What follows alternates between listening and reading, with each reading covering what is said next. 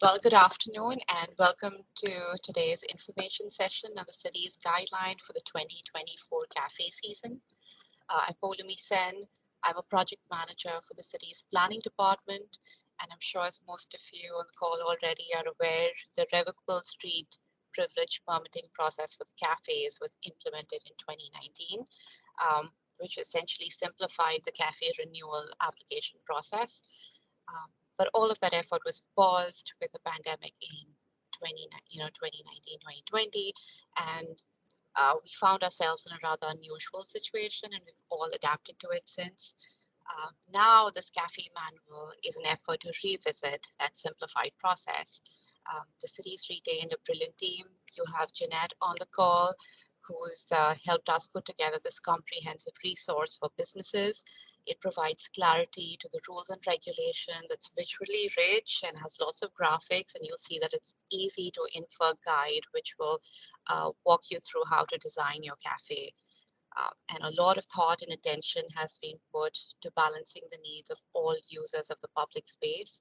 So I'd like to hand over to Jeanette so that she can introduce herself and walk you through the manual. Thanks, Palomi. As Palomi said, my name is Jeanette Petty, and I'm a planner at Bergman Associates. Over the past year, we've been working with the City of Albany to create a comprehensive resource that brings together all the procedures, standards, and guidelines for outdoor cafes into one manual. So what we're going to do today is give you a preview of the manual, walk through it page by page, and give you the opportunity to provide feedback. Right now, the manual is in draft form, so all the guidelines we'll discuss today are recommendations, and they're still in development. That's why it's important for you to provide feedback to us and to the city so that we can consider it when we're finalizing the manual.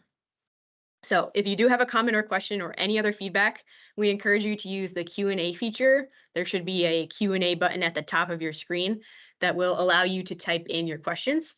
And you can leave a question or comment at any point in time during the webinar, and we'll try to address questions as they come up. This webinar is meant to be a general overview, so if there are any specific questions about your particular cafe setup, we'll follow up with you directly after the webinar. So now we're going to walk through the manual.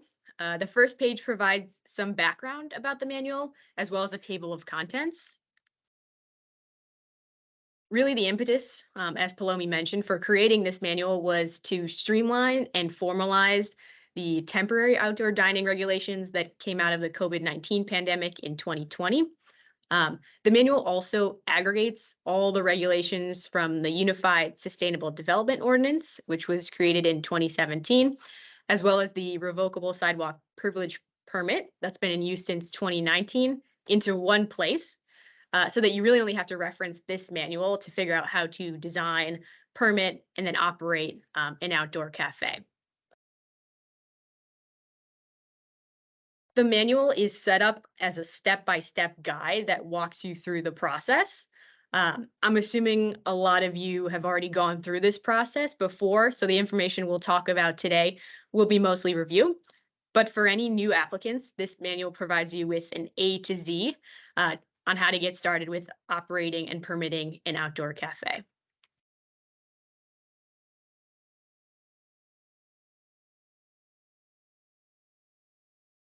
The first step in the process is to understand the sidewalk space. There are many different elements that make up this and interface with the sidewalk, including utilities, crosswalks, curb uses, and building faces. This manual outlines recommended regulations to make sure that these elements and daily operations like on-street parking, deliveries, and utility maintenance can still function even when your outdoor cafe space is installed. The sidewalk and the street are public spaces, so it's important to make sure that everyone can safely, comfortably, and equitably use the sidewalk and the street.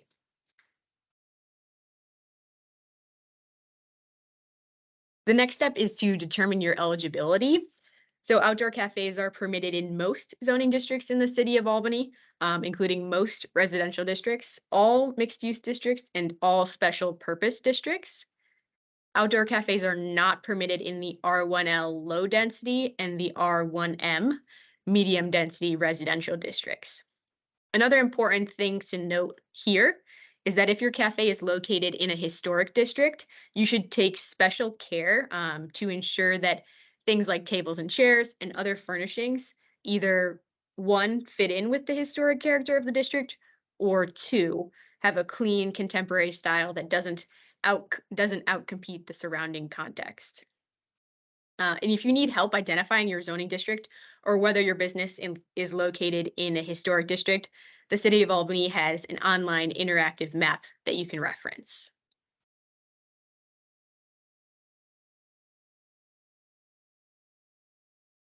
The next step is to choose the cafe option that works best for you. So the city permits three different types of outdoor cafes. Sidewalk conditions and configurations vary across the city, so some outdoor cafe types might work better in certain locations. I'm going to start with option two first, the yellow here, the sidewalk cafe. This is probably the most common option, and sidewalk cafes can be located either immediately adjacent to the building or along the curb. If you have a corner building, the sidewalk cafe can wrap around the front of the building. The next cafe option is known as the parklet, and these are essentially mini parks that are located in on-street parking spaces on city-owned streets with speed limits of less than 30 miles an hour. In most cases, they're constructed on a platform that brings them level with the sidewalk surface, and they're required to have protective barriers around the edges. Parklets are not permitted, however, in handicap parking spaces, loading zones, or in bus stops. And the final type of outdoor cafe space is an expanded cafe. Expanded cafes are located in public property adjacent to businesses. For instance, this could be a public parking lot, a plaza, or a public alleyway. Something to note here is that if your space permits, you can combine cafe types with each other. So for instance, you could combine a parklet with a sidewalk cafe or a sidewalk cafe with an expanded cafe. Let's keep these different types of outdoor cafe options in mind because we'll revisit them later on in the presentation.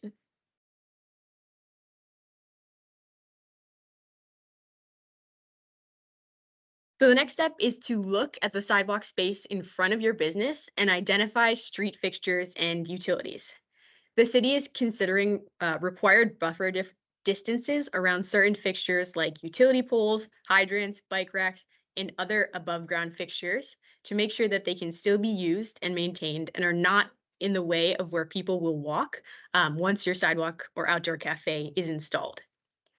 For instance, kiosks like parking meters, mailboxes are recommended to have a 5-foot buffer around them to allow people to walk up to, access, stand at, and use these kiosks even once your cafe is installed.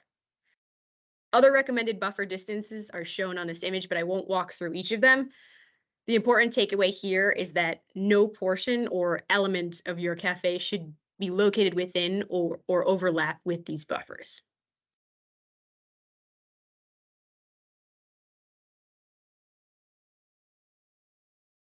In addition to buffers around street fixtures, the city is also considering setbacks from certain elements of the street, like crosswalks, driveways, and handicap parking spaces.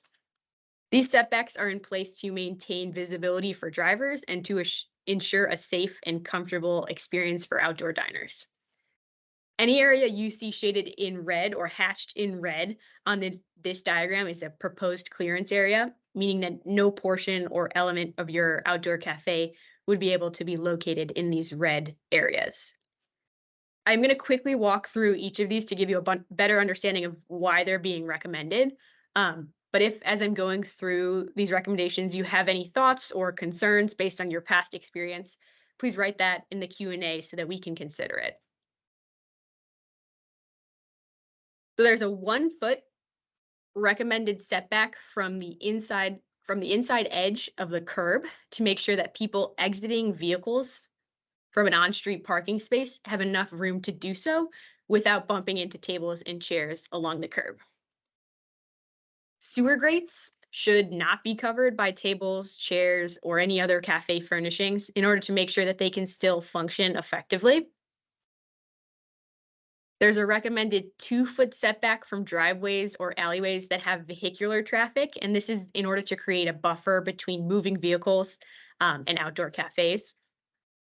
There's also a recommended 10-foot by 10-foot clearance area at the intersection of any streets and vehicular driveways or alleyways, and this is to maintain safe sight lines for drivers. A 5-foot by 5-foot clearance area is recommended outside all building entries and exits to allow for access into and out of buildings. A 5-foot landing area is also recommended where crosswalks meet the sidewalk in order to allow pedestrians to safely access the sidewalk. Where streets intersect with other streets, there's a intersection clearance area at the corner that is formed by the extension of the crosswalk lines into the sidewalk. This intersection clearance area preserves safe visibility and sight lines for drivers who are making turns at the intersection. There's also a recommended 20-foot setback from the leading edge of the crosswalk before any tables or chairs can be placed along the curb. And this is to make sure that drivers can see pedestrians in the crosswalk before entering the intersection. It's also recommended that no tables or chairs be placed along the curb in front of a handicap parking space, a designated on-street handicap parking space, to make sure that wheelchairs exiting vehicles have enough room to access the sidewalk. Utility covers. So utility covers may be covered by cafe tables and chairs, but the city is recommending that these furnishings be easily movable because there may be cases and emergencies that will require immediate removal of tables and chairs so that the city can access utilities. Lastly, parklets. Parklets have their own set of recommended setbacks, including a 20-foot setback from the crosswalk, a 10-foot setback from driveways or alleyways, and a 1-foot setback from travel lanes, including bike lanes. These setbacks provide a buffer for the parklet to protect the parklet from any moving vehicles.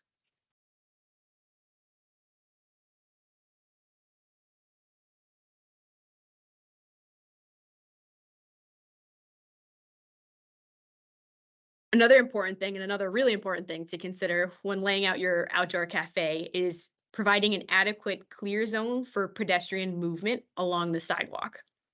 The pedestrian clear zone, which is shown here in green, ensures that people moving past your cafe have enough room on the sidewalk to do so safely and comfortably.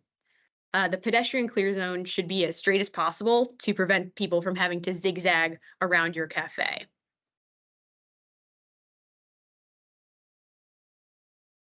So the city is considering a new regulation where the minimum width of the pedestrian clear zone varies depending on the width of the overall sidewalk. And the wider the width of the overall sidewalk, the wider the recommended width of the pedestrian clear zone. And this is to make sure that the sidewalk space is balanced between the outdoor cafe space and the pedestrian clear zone, and so that pedestrians don't feel cramped when they're moving on the sidewalk. The minimum widths being considered right now, and again, these are all in development, but the minimum widths being considered right now are shown here, with the smallest sidewalks having a minimum recommended pedestrian clear zone of at least 5 feet, and the widest sidewalks having a minimum recommended pedestrian clear zone of at least 10 feet.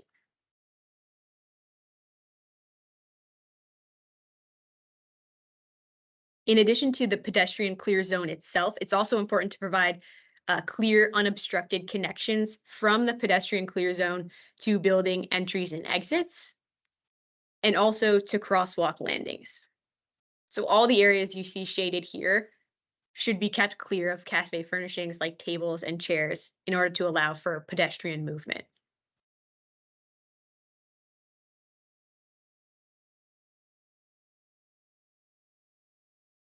Okay, so once you've identified all the buffer and setback areas that limit where you can locate your cafe, which are shown here in this red hatch, You can then take a look at the remaining space on the sidewalk and decide where to locate your cafe. Depending on the space available, different cafe options might be a better fit for your situation. In this example, the storefront on the left over here has space available for both a sidewalk cafe in the yellow areas or a parklet cafe in the purple area. The corner storefront here can accommodate a sidewalk cafe in the yellow areas and also an expanded cafe in the public parking lot next to the building. An important note here is that your outdoor cafe must be located within the storefront boundaries of your business, which extend from the building face perpendicularly into the street. Now, you may extend your outdoor cafe outside the storefront boundaries of your business if you have a lease or other agreement in place with the neighboring business.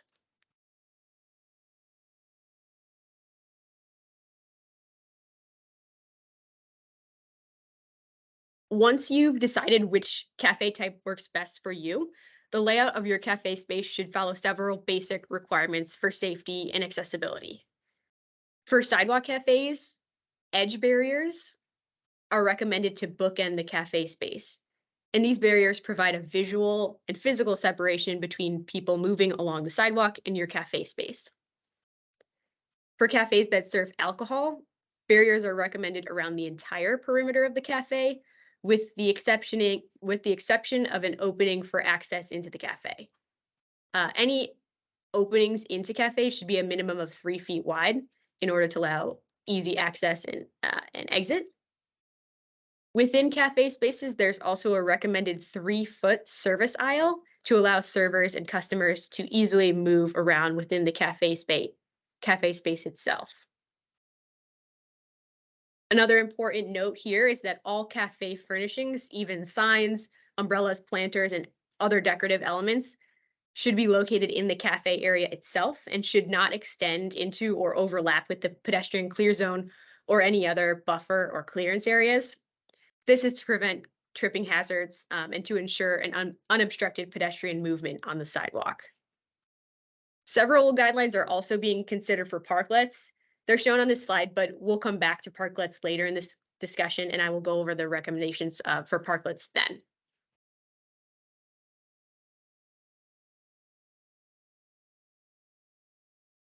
For now, we're going to move on to making sure that your cafe provides equal accessibility to individuals with disabilities.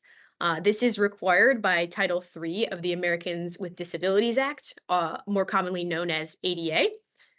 So to make your cafe ADA accessible, you'll need to provide a minimum of at least one ADA accessible seat. If your cafe has more than 12 seats, you'll need to provide one ADA accessible seat for every 12 seats. So for instance, if you have 24 seats, you'll need to provide 2 accessible seats. If you are operating a combined cafe with a parklet and a sidewalk cafe, for instance, the number of required ADA accessible seats is based on the total number of seats you have across the parklet and the sidewalk cafe. So if you were to have 10 seats total, you would need to provide 1 accessible seat. And you could choose to provide this accessible seat either on the sidewalk or in the parklet. Now, for this particular hypothetical example, our recommendation would be to provide the accessible seat on the sidewalk because there's generally more space on the sidewalk available to do so. There are a couple of things that are necessary for a seat to be considered ADA accessible. One is a 4-foot by 3-foot maneuverability zone at the table. This maneuverability zone provides enough room for a person in a wheelchair to comfortably sit at a table. The maneuverability zone should be connected to a minimum 3-foot wide unobstructed access route. These access routes should be provided to connect the accessible seat both to the pedestrian clear zone and to any restrooms within the business. In addition to these clear zones for wheelchair movement, to be considered ADA accessible, a table also needs to meet certain design and size requirements, which we'll discuss shortly.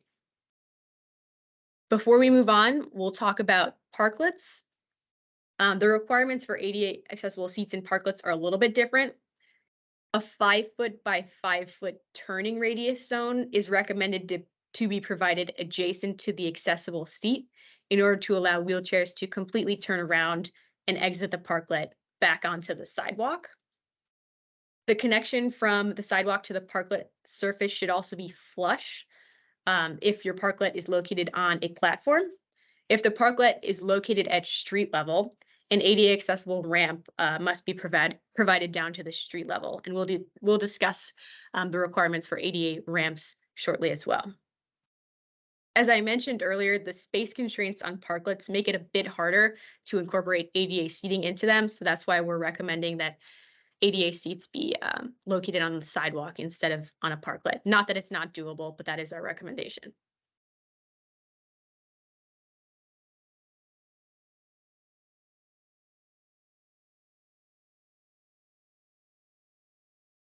Okay, so now we've gone through laying out your cafe space. We're going to talk at a high level about the requirements being considered for cafe furnishings, like tables, chairs, and barriers. And these requirements are being recommended to ensure the safety and accessibility of all users and to ensure cohesive, appealing designs. For regular tables, the maximum height should not exceed 36 inches. High or bar stool height tables and chairs that are not ADA compliant are not recommended. Recommended materials for tables and chairs include metals, finished grade woods, and sturdy recycled materials. If you have any fabric or upholstered elements, you'll want to make sure that those materials are for outdoor use and they should be kept clean at all times. Accessible tables have specific design and size requirements as shown on this diagram. These dimensions ensure that wheelchairs can comfortably access and use the tables. Another thing to note here is that ADA accessible tables should be marked with a label indicating that they're ADA accessible. And just a general overarching recommendation for all tables and chairs is that they should be lightweight, movable, and ideally stackable so that they can be easily moved in the case of an emergency or stored during off times or off seasons.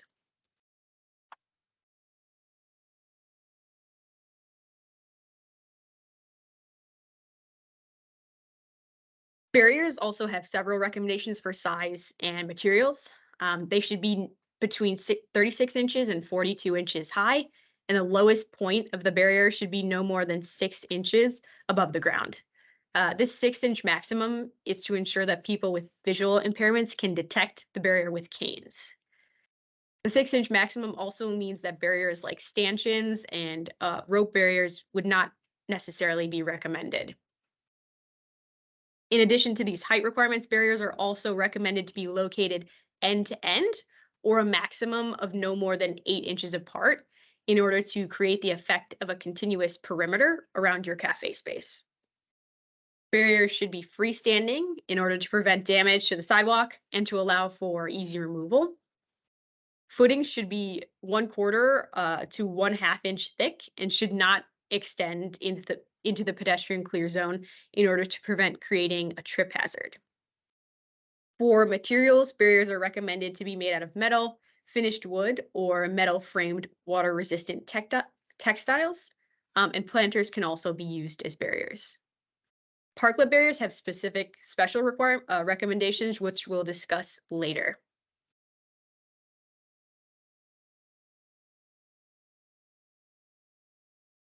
For overhead objects, including umbrellas, canopies, and awnings, the recommended minimum height is 7 feet and the recommended maximum height is 10 feet.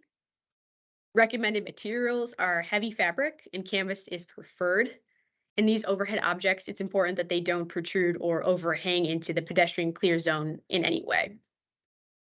For heaters, there's a recommended buffer around them to prevent accidental contact with combustible materials, including street trees, and to create a safety buffer between the heater and buildings or the street. Heaters should not be placed underneath overhead objects like canopies, umbrellas, and awnings. They should also follow all fire code regulations, and the heating element should be protected to prevent accidental contact or tampering.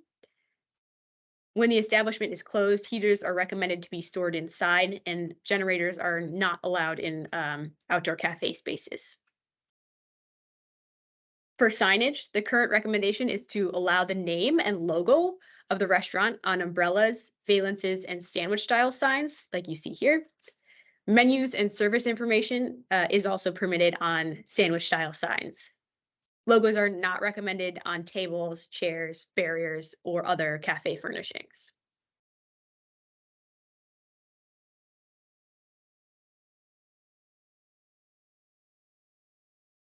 I mentioned that we would get back to parklets.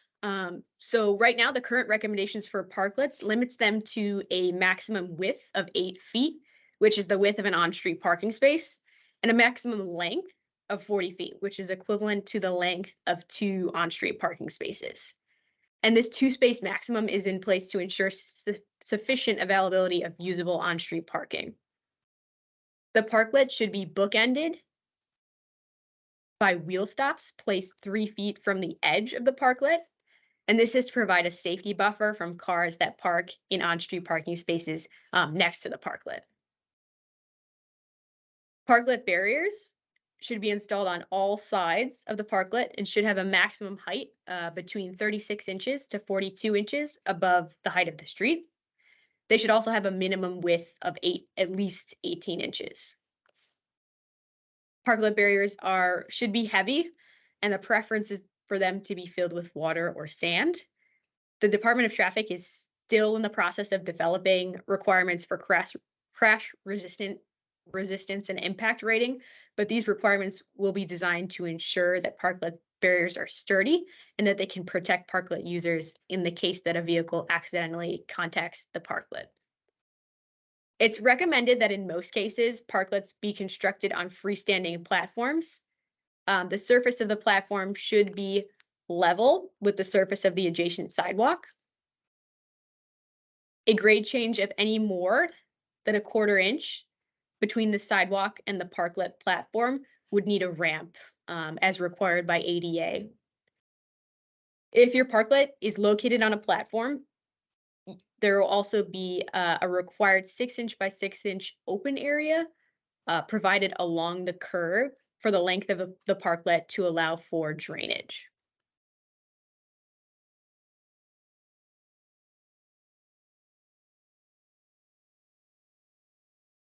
If you intend to locate your parklet at the street level and not on a platform, or if there are any other areas in your sidewalk or expanded cafe that have a grade change of more than 1/4 inch, then you're required to provide an accessible ramp per the Americans with Disabilities Act. So ADA accessible ramps have a maximum slope of 1 to 2, a minimum width of 36 inches, and then a maximum height of 30 inches. There's also a required 60-inch landing area that must be provided at both the top and the bottom of the ramp, and this landing area should be clear of any cafe furnishings, including tables and chairs. So in addition to ramps, it's currently recommended that the existing sidewalk or paver surface be maintained as is and should not be covered with carpet, flooring, or another material. There is one exception for artificial turf, which can be installed if it is ADA compliant. ADA compliant turf must have a beveled edge, no greater than 1 to 2 on all sides, in order to create a smooth transition between the sidewalk surface and the turf. For lighting, as with other overhead elements, the minimum recommended height is 7 feet and the maximum recommended height is 10 feet. Lighting should be directly connected to the ground floor business's power source and should not be connected to any city electrical equipment or attached to any city property, including street trees. Um, Power cords to the parklet should be secured to overhead guide wires between the building and the parklet structure. And parklet and power cords should not run along the sidewalk, and this is to prevent tripping.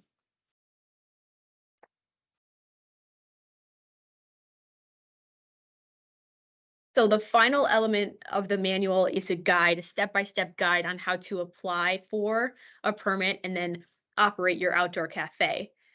So Palomi, I'm going to let you hop in and walk through the changes to the permit process for this upcoming cafe season, if you would. Thanks, Jeanette. So just to walk you through the existing cafe process and how that's going to change in 2024. So currently, for any new application, we ask you to complete the application form, provide the dimensional drawings, which show exactly how the cafe layout is going to be on the sidewalk.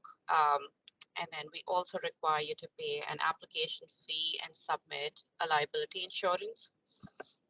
And for renewals, this is for folks who've already been permitted, uh, the previous season and are just applying for a renewal of the same permit based on this exactly identical dimensional drawing. We just ask for you to send us the insurance certificate and send us your fee or the check number, and then we issue a permit. So for the 2024 season, because we have this guideline which establishes, how you should be situated and all of the locational requirements, what we're asking is for all cafes, all businesses that have even previously been permitted to reapply. So we'll have you submit application.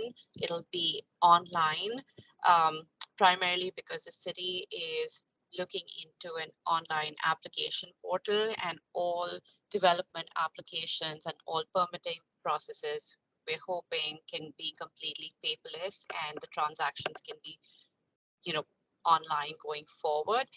So while we wait for that to transition and we don't know what that timeline might look like, we will use a jot form in case we are not able to make that transition. All of those details will be sent via a letter in the coming few months. But essentially what we're doing is we are requesting all businesses to submit an online application using this jot form. So it'll be a link, you'll click on it, it'll have it'll ask you to put in exactly the same information that you have in the past, the name of the business, the square foot requirement, the number of chairs and tables, whether you're using an awning, heaters, etc. So we'll have that information over to you packaged very shortly prior to the start of next year. The other thing that I do want to inform you that the renewal process will will remain simplified like it has been in the past. It's just 2024, we ask you to put in the application and a revised dimensional drawing in keeping with this guideline, and of course the insurance and the fee.